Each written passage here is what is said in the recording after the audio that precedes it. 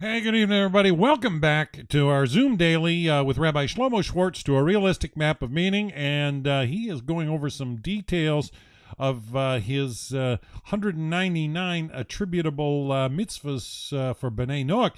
And it's a very, very interesting thought for sure. And he's giving source material, so it's a joy to hear the breakdown and where he's getting it from. So let's just tune in and see how he's doing.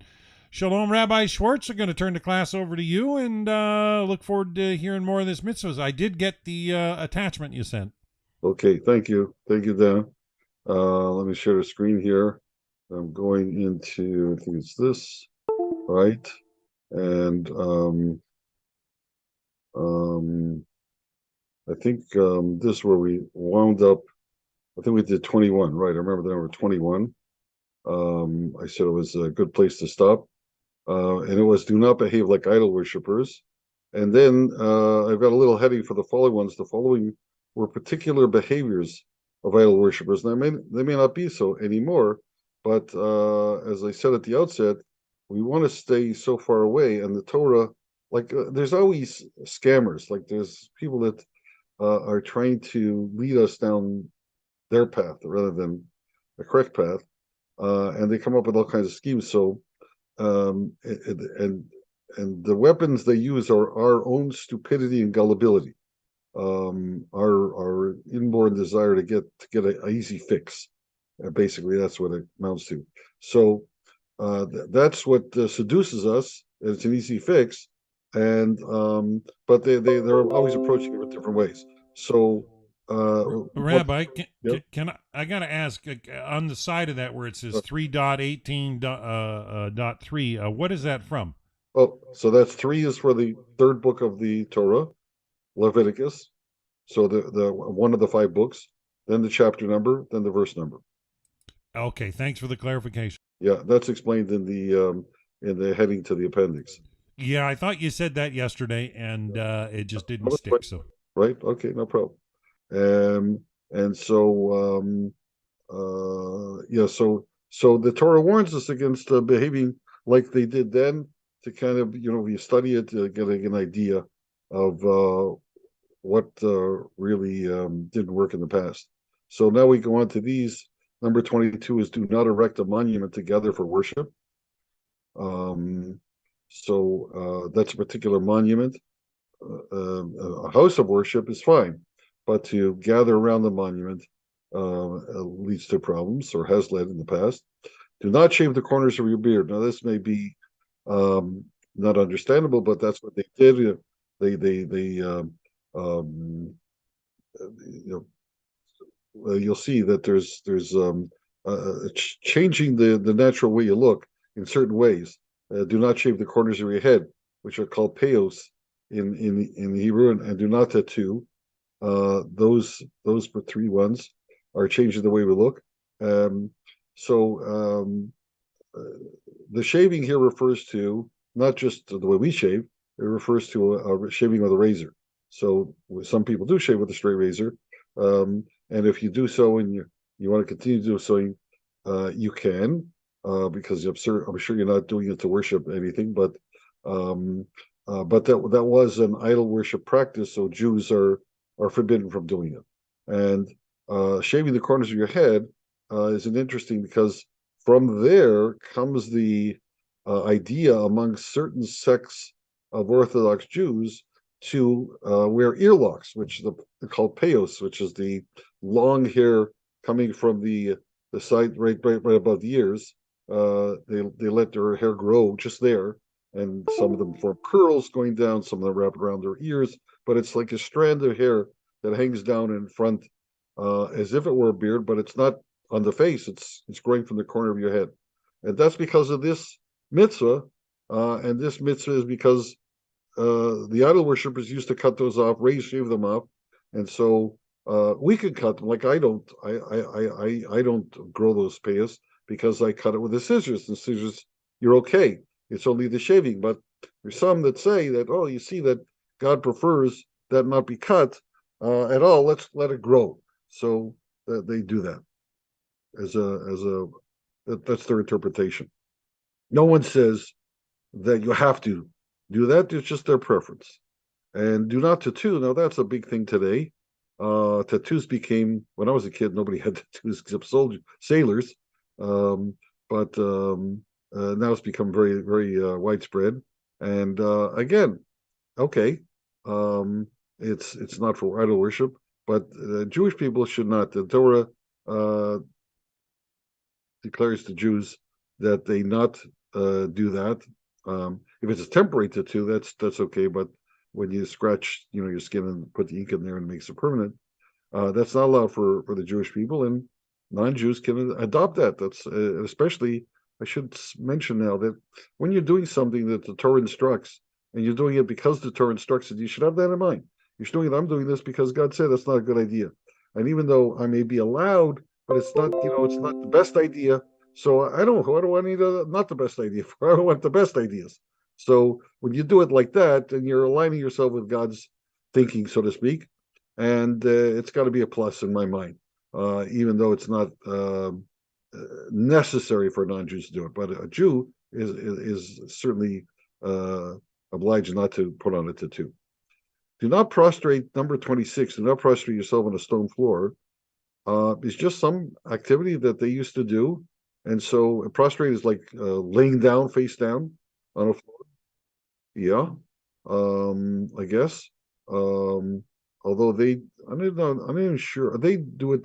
They're on their knees and they put their head to the ground, but I'm not sure they call prostration. We have several Hebrew verbs that describe bending down or bowing down, and this prostration is, as I understand it, completely flat on your face, a complete humbling.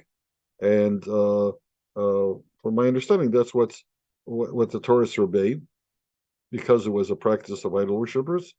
Um, we used to do that. I mean, Abraham did it. There's a number of things that we're not allowed to do anymore, even though Abraham, Isaac, and Yaakov, Yitzchak and Yaakov, the forefathers did, Moshe did, etc. The early generations did. But because it became an idol worshiping practice, it became forbidden. The Torah forbade it. Okay. Now, in the ones below, the italics indicate the Torah word for some kind of magic of the past, which may not be perfectly translated, because we don't do this anymore. We're not sure if this is exactly what they're referring to. We've lost track of it, but any one of these magics, reliance on something that doesn't make no rational sense, that's not the way science works, and so on. So any one of those things you can count as forbidden and not for any rational person to engage in, and certainly because the Torah is rational. Torah, I mean, it's got its premises. It tells you this is no good. You just have to accept it. But then it works logically. This is you can't tell something like this. So various things. Do not decide action by an unrelated event. So, for example, a black cat crossing your path. So you're not going to make an investment, or you're not going to go to work, or like totally unrelated. What's one thing got to do with the other? So complete accident. There's nothing connecting it. Treating it like a sign is ridiculous. So don't be ridiculous. Do not engage in astrology. The stars, although in some places it's called that there are certain fates, let's say, that govern. What that means is that if you're born a particular part of the year, so you're more inclined to be, I don't know, athletic, or more inclined to be an angry type, or more inclined to be a smart type, or something like that. So there is influences for the different times, just like there's influences by the weather and so on, but they're too vague and untraceable to worry about. So don't engage in astrology and try to figure out what to do in life. Do not conduct a seance. Do not attend a seance. 29 and 30. So there's the one that conducts it, and then you're not even allowed to attend one. Do not commune with the dead is pretty close to that, but in any other way, communing with the dead, they're not there to deal with you. They don't want to be called upon. And even though there's some discussion about that, because King Saul, early on in the prophets, there's an incident where he's very troubled, so he he summons up the dead. He wants to speak to Samuel after he died, and he does speak to him. Whether that actually happened or not, but it's not that he was incorrect in doing that. Even if he was successful, even if it really happened, he was successful. It's not what God wants. God doesn't want you. God, this is your life. It's right here. You can deal with it. You don't have to commune with dead. Don't bother them. They've had their life. You make yours. Do not tell fortunes. You don't know what the future is going to bring, and this actually ties in nicely to the idea that I've introduced that not even God knows the future. It's up to you deciding. You have decisions to make, and that will decide the future, and that's so important. So don't try and say what's going to happen. You're in control, whether you realize it or not. So there's two. Do not tell fortunes with Yedoni. That was one way. Do not tell fortunes with Kashif. That was another way. Do not it's not hard to say. Maybe one was using a particular incantations, and the other one was maybe using cards. Not incantations, like yeah, yeah, right. So again, like there are all kinds of practices that people have developed to that are not rational. They don't, they're magical. So the Torah is not listing them all, but the Torah lists the ones that were prevalent at the time and say, don't do this, for sure not.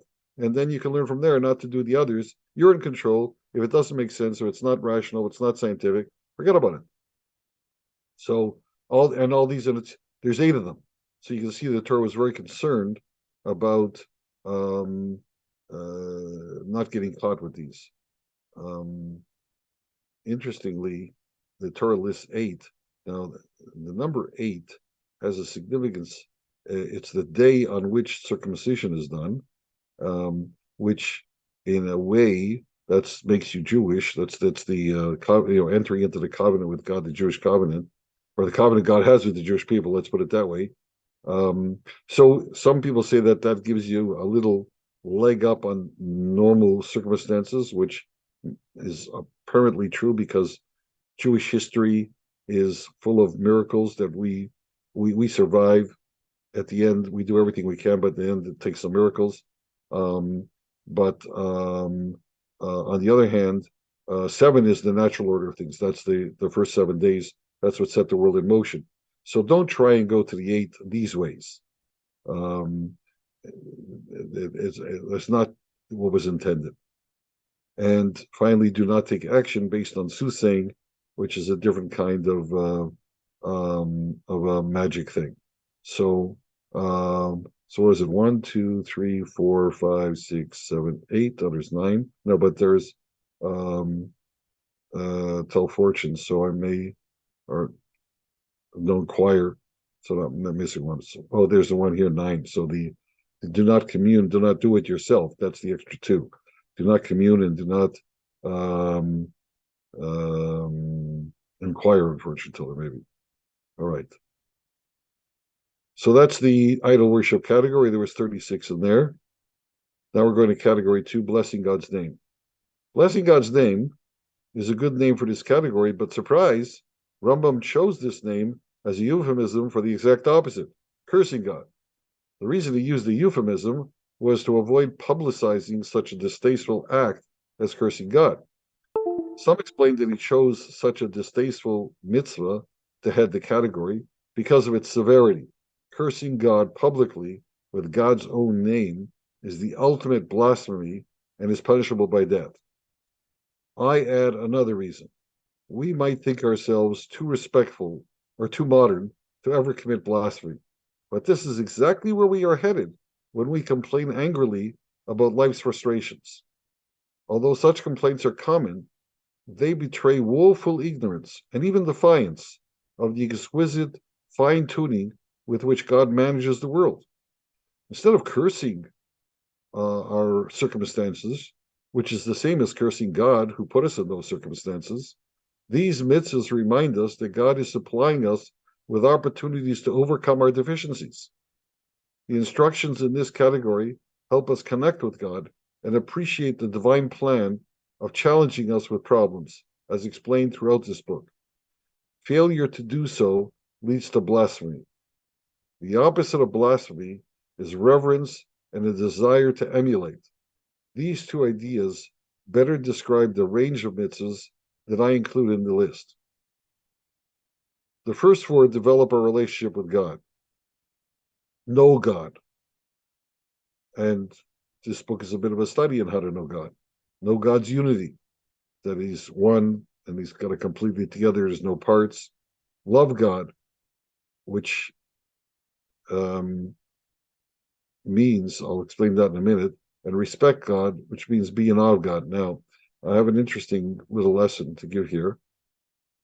Maimonides says, Rambam, when he's explaining knowing God, so look into the world and you'll see what God created, a creation and the diversity and the complexity and distinctiveness and the widespread of it and how it all works and it's constant and it's uniform and it keeps going up and down.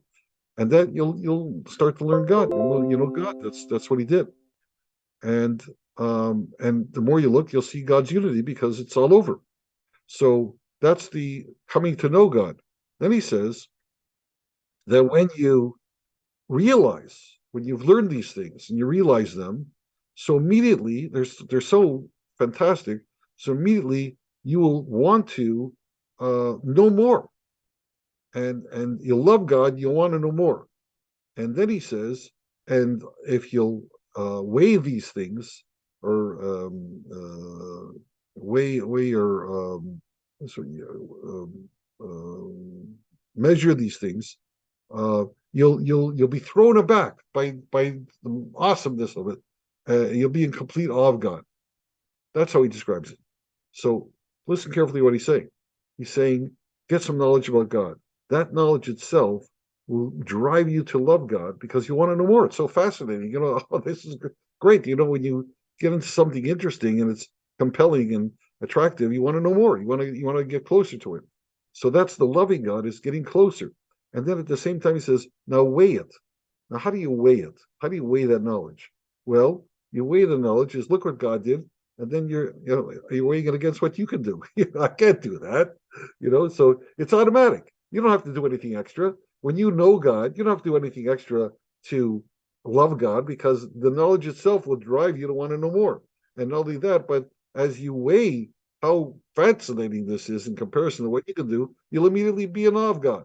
So really, these four mitzvahs all come together at once. You can't have one without the other. Any real knowledge of God is going to drive you to know Him more. You want to know more. I love that. Thus, I'm interested.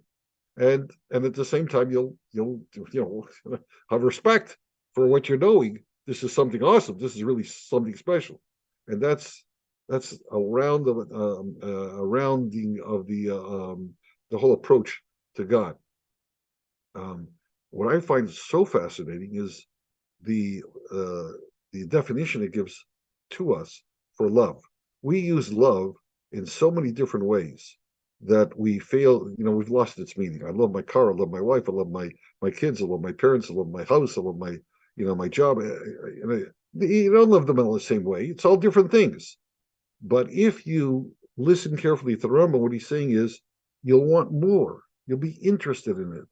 So I'm interested in, I love the house. I'm interested, what else can I do? How can I paper? How can I make it more attractive? Or my job, how can I do better at the job? How can I, climb up the ladder of the job? Or I love my wife, what can I do for her? What will she appreciate? And so on and on. Everything that you love is you want to get closer to it. You want to know more about it. You want to become more intimate, if you like, with that object of your love. And that's why love is used so often, because that part is constant across all the objects of our love. So I find that very interesting. So now we go on to the next ones. 5 through 16 tell how to promote God's reputation, that's God's name, to encourage others to join us. And that's just a mitzvah to encourage others to come on board. So sanctify God's name. Do things that make people, look up to this. Don't profane God's name. Don't do things that detract. Now, very often, this is a positive and a negative. Very often we have mitzvahs that really tell us the same thing, but in a positive way and a negative way. Do this and don't do that. and really they cover the same territory. And you would think you only need one. There's nothing, no activity that's added or detracted from only having one or the other. One alone could have done it. So then I asked myself, well, why do you need both mitzvahs? And some say, Ramban, a famous scholar, he said, well, the positives are manifestations of loving God, and the negatives are manifestation of respecting God or fearing God. That's his approach. My approach is that, and I don't dispute that approach, but I want to add that when I tell you to do something positive, I'm telling you this will help you. When you tell your children, do this, it'll help you. Brush your teeth, it'll keep you healthy. Eat your vegetables, it'll keep you healthy. Those kind of things. Wear a raincoat. You won't get cold. It'll keep you healthy, I guess. But when you tell them don't do something, you're trying to save them from harm. Usually, like don't run across the street because you get hit by a car. Don't play with fire. You'll get burned. And things like that. So usually the negative statements are trying to protect you from harm, and the positive statements are trying to give you a benefit. And there's some things that include both. They have both aspects. You can gain a benefit if you'll do this, but if you don't do it, you'll lose something. So that may be why we have both sides of the coin. Going on to number 7, do not erase God's name. That's in how to promote God's reputation. God's name is written. This is one of the holy names. There's 7 holy names. So once it's written, unless it was written as a derision to make mock it, then it's no holiness. But if it was written with the intent to write God's name, so then you never erase it. You can't erase God from the picture. So you got to remind yourself about that. So we don't. Do not prophesy falsely. Don't say to people, God told me this when it never happened. So nobody should say that today because God doesn't send prophets anymore. Do not incorporate anything new into the Torah. You got to be very careful when you're teaching. I have to be very careful. Everybody should be very careful. I know Dan's very careful. That you have to study it and make sure you're giving the right information. Don't delete anything from the Torah. Don't fail to teach something, or don't actually. The Noahides, I know Dan performs this as a Noahide. He doesn't want to do anything new that on his own that say this is a mitzvah in the Torah. So this is a conversation we have when something in the Torah, even though it didn't mention you have to do it, but it's there, and if you want to do it, you can do it. You're not adding to the Torah. You're just adding. You want to participate. Yeah. But don't delete anything from the Torah either. If anything the Torah says, don't say, that's not relevant anymore. It's not valid. I can ignore that. Don't do that. It's very, very dangerous. Fulfill any vow that you make. Because when you make a vow, you're swearing by God's name. So as God lives, you're using the reality of God to reinforce your intention to the promise you're making or whatever. So don't break that. That's a desecration of God's name. And don't even delay in fulfilling a vow. If you promise to do something in God's name, I'm not talking about, I promise you I'll show up and I'll be there, I'll do this for you. That you didn't use God's name, so you may be you shouldn't do that, but you can squeeze out. But when you use God's name, don't delay fulfilling it. On the other hand, annul vows properly. If you did make a vow with using God's name, and now you find out that, look what I got myself into, so you can annul it. There is a way to annul it. But you have to go to a rabbi, you have to go to an expert, and you have to explain the reasons why you're regretting having made it, that had you known there's certain rules governing it, and then you can have it formally annulled. And then you're okay. But you have to do it because it was important. So you're never stuck forever, but you have to go through the procedures. Do not swear in vain, and do not swear falsely are different forms. There's different ways of committing ourselves. There's one is a vow, which is in this case I think it refers to what I call a netter, which means that I'm always going to have this. I'll always keep this as a memento of your friendship. So then you've made a vow about it. You've made this thing holy to yourself, so you better watch out and keep it firm. But when you swear, you're talking about what you'll do. So the memento will always be something like this. You're investing an article, an object with a certain status. So that's the vows. And swearing is when you're talking about yourself, what you're going to do, what you didn't do, and so on. So, but always invoking God's name. That's what makes it desecration of His name, of His reputation, and turns people off. So you've got to be careful about that. The next requires us to exert control the same way God does, which, when you think about it, means self-control. Displays of self-control always earn the admiration of others, and that's what you're trying to do. You're trying to get people to expect what you do, the Jewish faith, the Jewish instructions, how valuable are, how right thinking they are. So this is one of the things: is be like God, and be like God means how can you be like God? Well, in my book, I'm saying you be like God by creating things, but you have to. That's one way, and make sure they're positive creations. But the other way is to always be ready to be in control of that behavior. So there's a whole section in Rambam on this. It's quite a lesson. But I'll say that you have to be able to sometimes be angry and sometimes be loving, and it has to be a rational decision rather than an irrational reaction, an emotional reaction. And if you can do that yourself, you can control yourself like that, and you're acting like God because you're in control. You have developed a sense of control that's godlike, and there's maybe no bigger form of being like God than being able to control yourself. So that's a very important message. 18 and 19 anticipates the errors that will happen. And there are errors will happen. Correct them, which commonly called repent, and ask for help. God wants to give it. So number 18, correct your mistakes. And there's a whole 3-part way of doing that.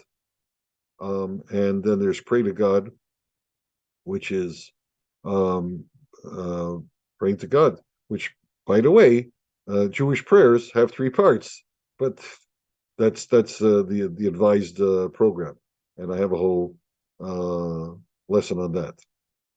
20 to 24 advise us to learn wisdom passed down from parents, teachers, and clergy. So honor your parents, revere your parents. I've already spoken about this earlier, that there's no instruction to obey your parents. There is an instruction to honor them, which means give them dignity that they wouldn't have without you. And revere your parents refers to, as I understand it, don't take away the status they have, that they already have. So, for example, don't call your parents by their first name when you're growing up. You call them mom and dad. You don't have a right to go start calling them by their first name. That's not your place. Don't sit in their seat. That's their seat. So things like that. On a similar note, honor Torah scholars. And when you find someone who is a Torah scholar, so then show them honor, because that will teach you to get close to them. It'll remind you that the Torah is to be honored. It'll build the proper attitude in you, the way you approach things, and the people that give advice. Sometimes you'll hear a Torah scholar say something that so far beyond, actually, it's far beyond your knowledge, your awareness of the situation. You'll think it's crazy. So, hey, but they're Torah scholars, so don't jump to conclusions. This person has studied and so on. So give the benefit of the doubt and inquire and so on, and be very careful that way. You'll do much better for yourself. 23 is cling to God, become an associate. It means, how do you cling to God? You can't cling to God. God's not something to cling to. So what it means is to cling to those close to God. The Torah scholars are maybe not even the Torah scholars, an associate of the Torah scholars. See, the Torah scholars, they're the high ups. They're the ones that are really mastered things. I'm talking about the high ups. Those are the guys that you really have to make sure you give honor to. The students are not there yet. They can make mistakes, and if you find them doing something, so you can ask questions about them. But there's a lot of students, many more students than there are scholars, and these students are trying to become scholars, and they're the ones that you're going to be able to hang around. The scholars are not going to want to hang around us because they're in a they've managed to climb into a different world, and you might have the odd moment they spend time with their students, so that's where they give their time. But you're not going to be able to become best friends with them. So become best friends with one of their students. These guys are trying to climb up. You'll be in the right crowd. You'll learn by osmosis. So that's a very good advice. Honor any Cohen is because Cohens, even though we no longer a temple, they no longer what to do, but God saw something in that line that he wanted to give a permanent job to, and so we have to honor God decision in that respect, and therefore we honor Cohens. So how do we do that? We give them, let's say we're portions. We give them first portion. Traditionally, in the synagogue, when we're calling people up to make a blessing on the Torah, we call the Cohen first, and then the Levi, who's from the same tribe, call him second, and then after that, everybody else. And then we don't call any more Cohens after that. So they get first dibs, and then that's enough, one at a time. Okay. Every male, here's something very unusual. Now we're out of time, so we're going to start here next time. But that won't be tomorrow. That'll be next Sunday night. Next Sunday night at 9:00. Okay. Oh, so you're on for Sunday, but next week is Sunday, Monday. I'm on. After that, we're it's going up in the air. Okay. Passover. So Tuesday night, I gotta go search the house for. Maybe I'll do it Tuesday. I'll have to check with my wife. And I'll let you know. But Wednesday, Sunday, Monday for sure. Wednesday is Passover already. So once Passover starts, I'm out for about 10 days. I got it. Yeah. That's pretty common. I've been doing this for a few years, and yeah, I see the rabbis. Nope, no contact. Right. Yeah. But we appreciate every moment we get, and I'm enjoying this list. It's really helpful, and I look forward to hearing more. So till Sunday night, we're going to sign out for now, and that's our Zoom Daily with Rabbi Shlomo Schwartz to a realistic map of meaning. Join us back here Sunday night, and we'll continue more with what the rabbi has to share. Bye for now.